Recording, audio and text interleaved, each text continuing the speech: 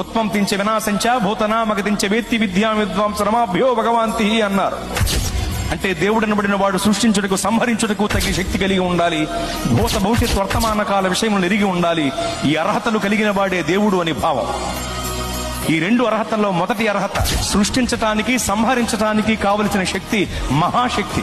అంటే మహాశక్తి కలిగిన వాడే దేవుడు, అనగా మహాశక్తివంతుడే దేవుడు. మరి మహాశక్తివంతుడు ఎవరు?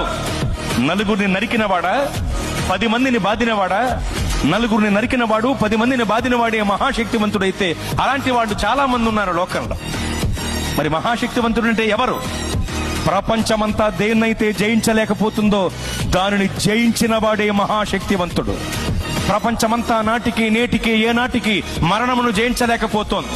మరణమనే మహమ్మారి మర్యాద లేనిదై మానవ జాతిపై విరుచుకుబడి మరణ మృదంగాన్ని మ్రోగిస్తూ విజయ వికటట్టహాసం చేసి వెర్రవీగుతుంటే మరణమనే మహమ్మారి యొక్క పీచమణిచి దాని ముళ్ళు విరిచి మరణమును జయించి తిరిగి లేచిన మహాశక్తివంతుడు యేసు ప్రభువు వారు మాత్రమే.